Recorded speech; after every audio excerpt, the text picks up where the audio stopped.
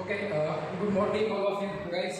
Last लेक्चरमध्ये आपण 10th first chapter science section 1 science फर्स्टचा आपण ग्रॅव्हिटेशन हा चॅप्टर स्टार्ट केलेला होता. दॅट इज गुरुत्वाकर्षण. आणि आपण हे पाहिलं होतं की gravitation is that is see the force of attraction between any two bodies in this universe. या युनिवर्समध्ये दोन बॉडीज, कुठल्याही दोन बॉडीजमध्ये अट्रॅक्टिव्ह फोर्स असतो आणि त्या अट्रॅक्टिव्ह फोर्सला आपण ग्रॅव्हिटेशनल फोर्स असं म्हणतो. See guys, now next term that is here circular motion. Circular motion हा टर्म आपण पाहणार आहे. Okay, that is in Marathi वर्तुळाकार गती. Now see guys, now circular motion means what? See, a motion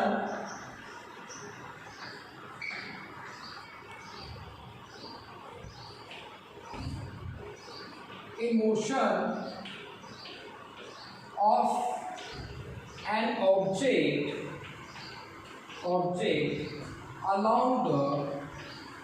along the circumference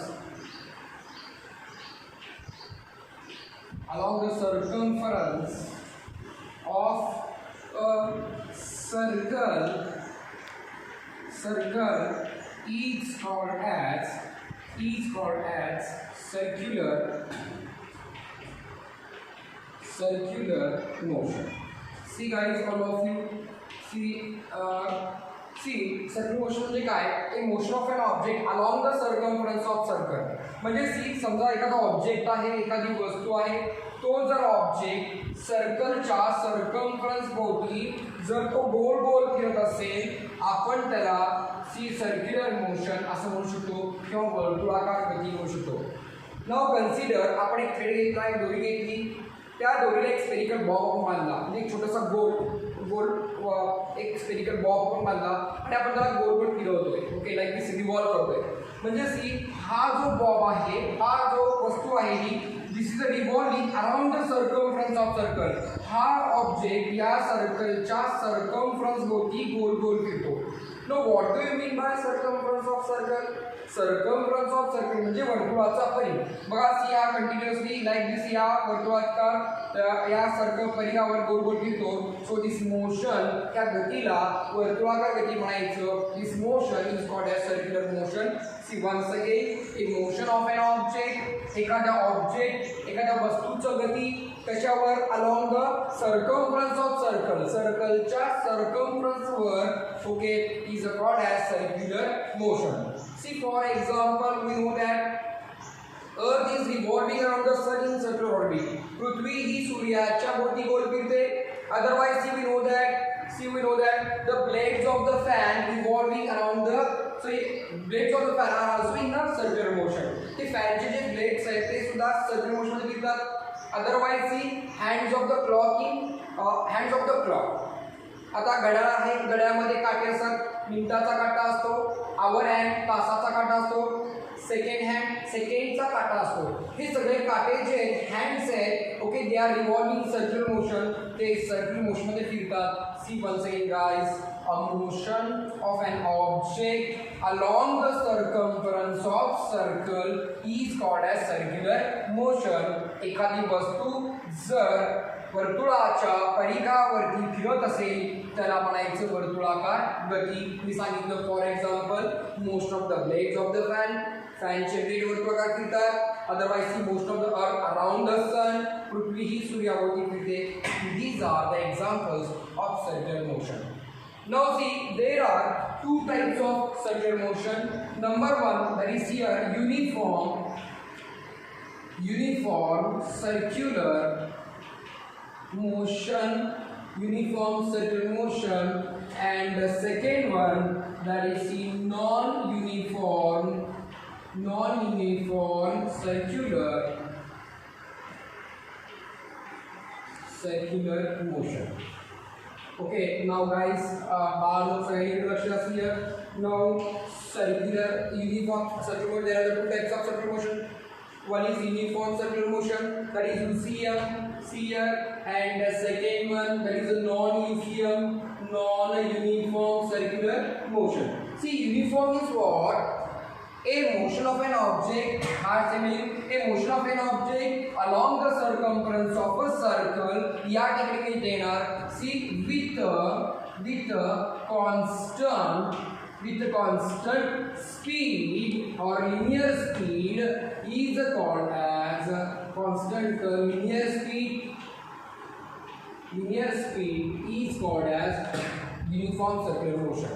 Now consider guys, any object is there. If it is revolving along the circumference of circle with constant speed, एखादी वस्तू एखादा object जर सर्कलच्या circumference होती एकसारख्या गतीने समान गतीने जर फिरत असेल तर आपण त्याला युनिफॉर्म सर्क्युलर मोशन असं म्हणतो. मराठीमध्ये आपण त्याला म्हणतो एक समान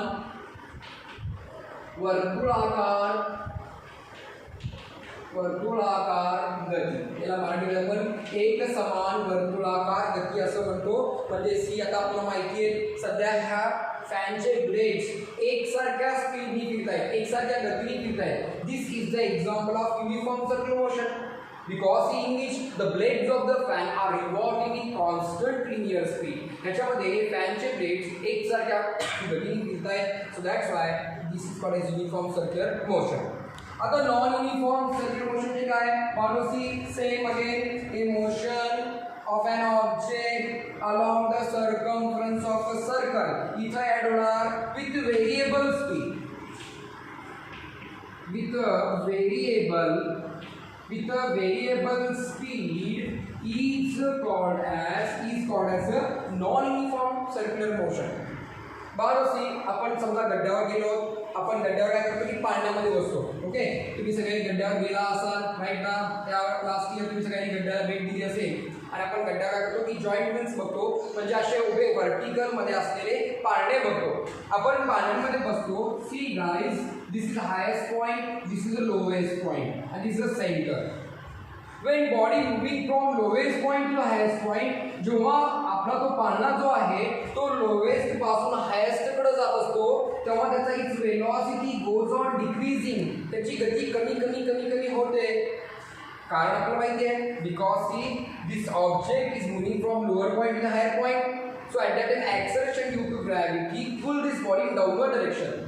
इथं गुरुत्वीय बल कुठे खेचतं, खाली खेचतं आणि वस्तू कुठे झाली वर चालली. त्यामुळे त्याची गती वर जाताना गती कमी कमी कमी कमी होत जाते. And when body moving from highest point to the lowest point, and जेव्हा बॉडी हायेस्ट पासून लोएस्ट कडे जाते its velocity goes on increasing. its velocity increase होत जाते. Why? Because see now body is coming towards the earth. We know that acceleration due to gravity खाली खेचतं आणि body सुद्धा खाली येत असते. So that's why बाळांनो see this body is revolving variable speed. हा वेगवेगळ्या स्पीडनी मूव्ह होतोय म्हणून या स्पीडला म्हणायचं non uniform circular motion. See, very simple. If any object is revolving with a constant linear speed, that is called as a uniform circular motion. If it is revolving with variable speed, तो वेगवेगळ्या स्पीडनी जर फिरत असेल, that is called as a non-uniform circular motion. मराठीमध्ये मराठीची बोलायला म्हणायचंय एखादी वस्तू जर एक समान गतीने जर फिरत असेल त्याला म्हणायचं एक समान वर्तुळाकार गती. आणि समजा एखादी वस्तू जर वेगवेगळ्या गतीने फिरत असेल त्याचं नैक समान वर्तुळाकार गती. त्याला म्हणायचं नैक समान वर्तुळाकार गती. Okay, so now guys see आपण आज पाहिलं की what is the circular motion. Very simple. Motion of an object along the circumference of circle is called as circular motion. There are two types of circular motion. One is uniform circular motion and another one is non-uniform circular motion. Okay. Now see, very simple. Take a screenshot of this. थोड़ा सा इसका screenshot घ्यायचा आहे आणि सगळ्यांचे definitions write down करायचे तुमच्या notebook मध्ये. Okay. बाळांनो आता आपण जस्ट circular motion म्हणजे काय पाहिलं आणि there are the two types of circular motion. One is UCM, second non-UCM. याच्याबद्दल पाहिलं. See, next concept that is very important. That one is a centripetal force here. Centripetal force. See guys, this concept is very important. हा concept खूप महत्त्वाचा आहे. Now see, when a body is revolving in circular motion. See, when a body is revolving in a circular motion, there are two types of forces acting on this body. जेव्हा एखादा body आहे, consider हा body याचा मास m आहे cm with the mass of the object or particle c, and see it is revolving with linear velocity v. Now see v with the linear velocity of the object, and let r with the radius of this circle, okay, in which this object is revolving. बनो आपण आता centripetal force म्हणजेच आपण आता अभिकेंद्री बल हा concept पाहतोय. See here, when a body is revolving in circular motion, there are the two types of forces acting on that body. जेव्हा बॉडी सर्क्युलर मोशन मध्ये म्हणजे वर्तुळाकार गतीमध्ये फिरतो तेव्हा त्याच्यावर दोन प्रकारचे बल प्रयुक्त होतात. See, one is a centripetal force and see another one, दूसरा जो आहे that is a centrifugal force. See Bano, first जो आहे तो आहे centripetal force आहे, दूसरा जो आहे that is a centrifugal force. See here, now आता centripetal force कसं आहे, that is acting along the radius but towards the center of the circle. म्हणजे काय, see a force which is acting along the radius but towards the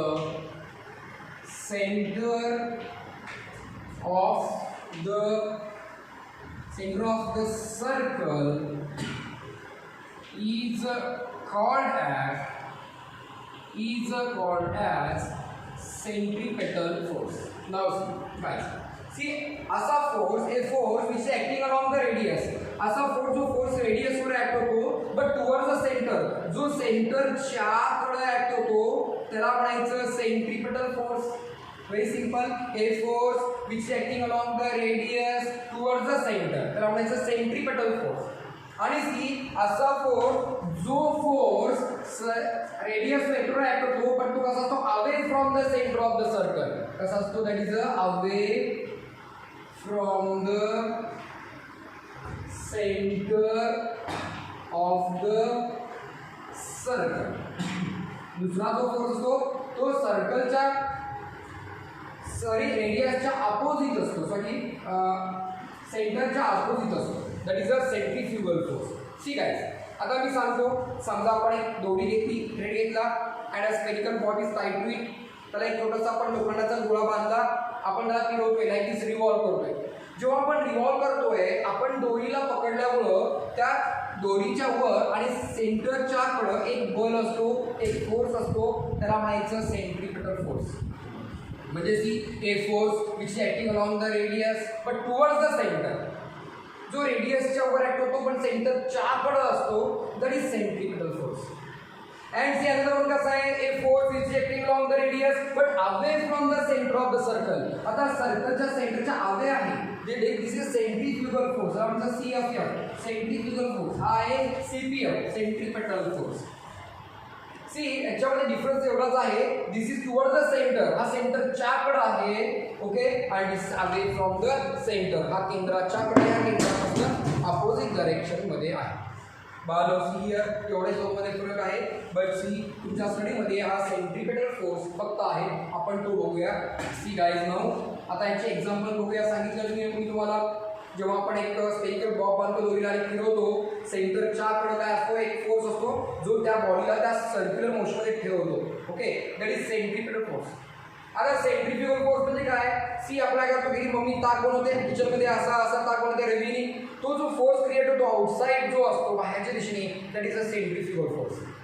किंवा समजा one of the turn table is there, समजा एखादा काय की dancing table आहे, जो टेबल रोटेट होतो, गोल फिरतोय, आपण जर त्या टेबलवर जर उभा राहिलो तर आपण बाहेर फेकला जातो, दॅट इज सेंट्रिफ्युगल फोर्स. किंवा सी समजा मी काय केलं, फॅनवर एक 5 रुपयाचा कॉईन ठेवला, फॅनला स्टार्ट केलं, जेव्हा फॅन फिरायला लागतो तेव्हा तो कॉइन बाहेरचा फेकला जातो, तो बाहेरच्या दिशेने जो फोर्स असतो that is a centrifugal force. नाव सी तुमच्या स्टडीमध्ये हा सेंट्रीपेटल फोर्स आहे जो आपण पाहूया. नाव कन्सिडर हा जो ऑब्जेक्ट आहे, ही जी वस्तू आहे त्याचं मास, त्याचं वस्तुमान किती आहे m, याची वेलॉसिटी, याची गती किती आहे v, आणि रेडियस r जर असेल तर ह्याचा सेंट्रीपेटल फोर्स जो असतो तो असतो F is equal to mv square upon r एवढा असतो, mv square upon r. See guys, the centripetal force acting along the spherical bob is F is equal to mv square upon r. m म्हणजे काय, मास म्हणजे वस्तुमान त्या वस्तूचा, v for that is linear velocity आणि r for radius. So that's why हा centripetal force जो आहे त्याचा फॉर्म्युला आहे mv square upon r.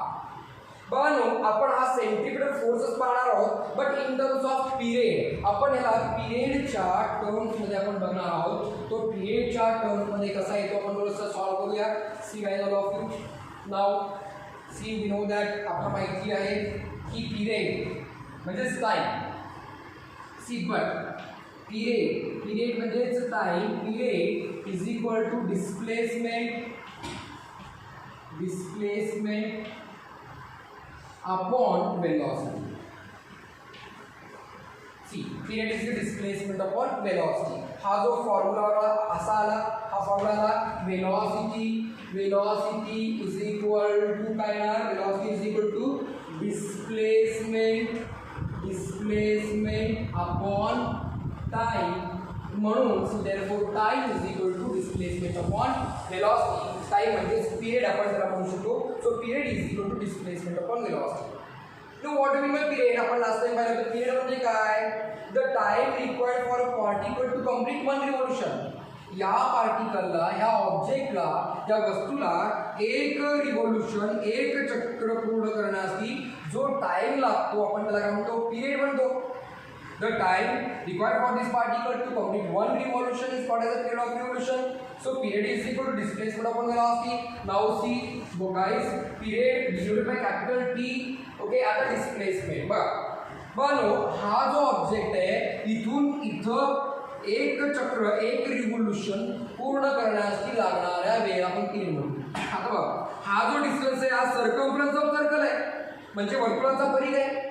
हा जो पिरियड आहे, हा पिरियड म्हणजे काय आहे की सर्कम्फरन्स ऑफ सॉरी, हा जो डिस्टन्स आहे ते सर्कम्फरन्स ऑफ सर्कल आहे. म्हणून T is equal to displacement. हा डिस्प्लेसमेंट म्हणजे त्याला सर्कम्फरन्स ऑफ अ सर्कल म्हणजेच वर्तुळाचा परिघ अपॉन वेलॉसिटी भागिले काय येणार, वेलॉसिटी येणार बालोसी. त्यानंतर T इज इक्वल टू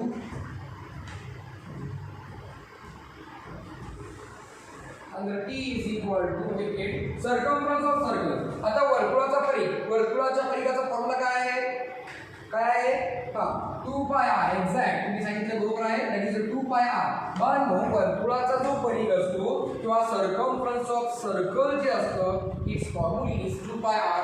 तो 2 पाय r असतो, r फॉर रेडियस. r म्हणजे काय असते तर त्रिज्या असणार आहे.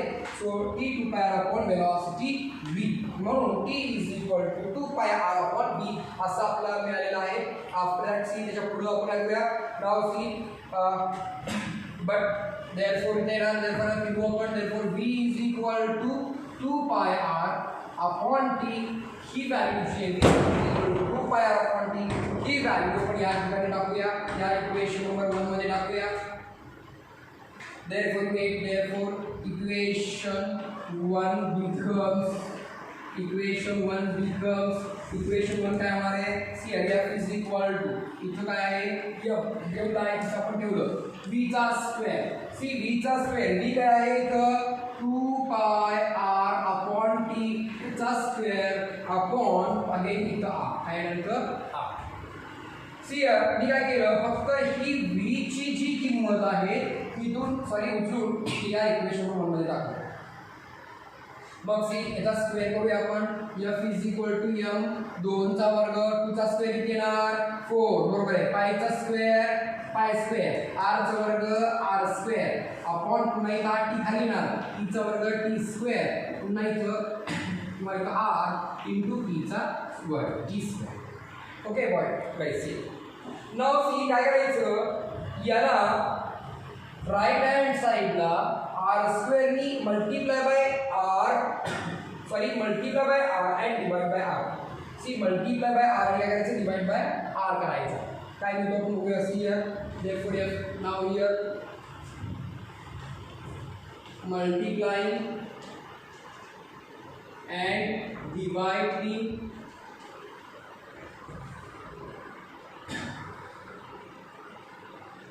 at right hand side by r. See by r. So see finally we get see here. See आपण काय केलं होतं बाबा, मग f is equal to m² पण आपण पाहिलं होतं.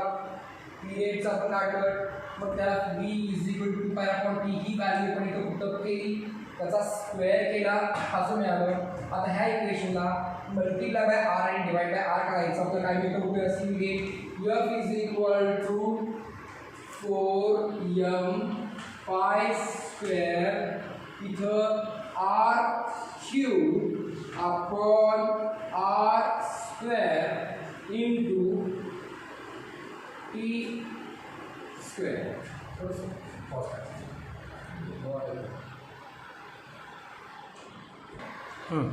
ओके, थोडंसं आपण थोडंसं चेंज करूया इथं थोडंसं. हियर बेटर वे आपण इथं r gets cancel. Here 1r gets cancel. We get f is equal to 4π² mr upon t². See now see next step will be multiplying dividing at right hand side by r². आपण r² ने काय करूया, त्याला multiply by r² and divide by r² करूया. at that time just we get आपला काय मिळेल. see here इथं काय केलं आपण 4π² m into r into पुन्हा इथे काय केलं आपण r² upon r² केला. r² into r काय बनला r³. आणि सी हियर सो आणि t² into r². C r² into t² केलं, किंवा इथं काय करायचं आहे r² into t². See but according to k plus third law, आपण लास्ट मध्ये k plus चा थर्ड लॉ पाहिलाय. k plus चा थर्ड लॉ मध्ये आपण पाहिलं होतं की see but according to k plus third law t² is varies as r³ आपण पाहिलं होतं. म्हणजे t² upon r³ is equal to constant. या r³ ला इकडे आणा, तो गुणाकाराचा काय होणार आहे, भागाकार. आणि t² upon r³ is equal to काय मिळणार आहे, कॉन्स्टंट. म्हणजे सी ला थोडं शिफ्ट करू, आपण रिअरेंज करूया. So therefore see let this equation number second. Therefore equation number 2 becomes equation number 2 काय होणार आहे. See here f is equal to 4πm otherwise m²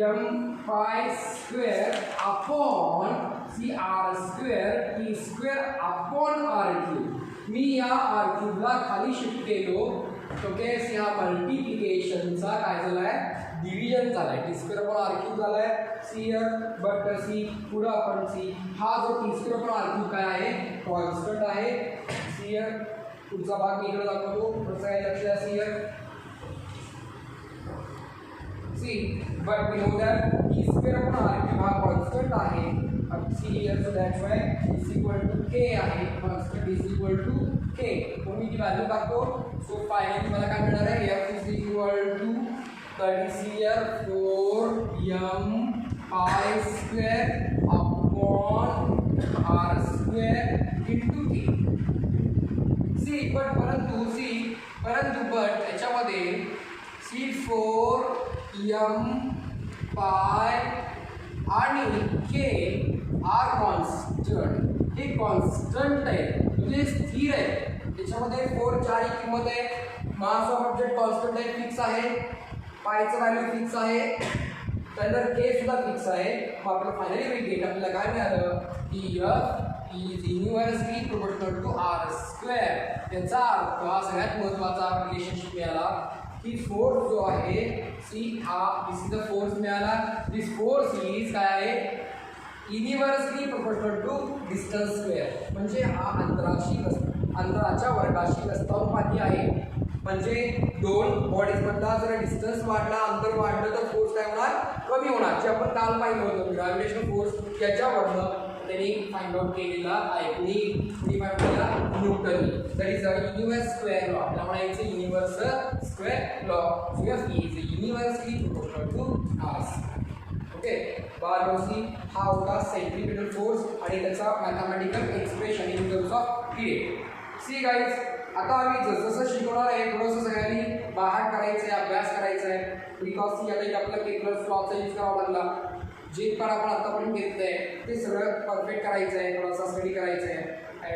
आणि if you have any difficulties you can ask me on my personal number किंवा on WhatsApp group. WhatsApp ग्रुपवर काही तुमची difficulty असेल, काही प्रॉब्लेम असेल, काही प्रश्न असतील तर थोडासा विचारायचा आहे. मी याच्या नोट्स मला याच्यानंतर टाकतो according to that just to study. Okay, so best luck, good day all of you.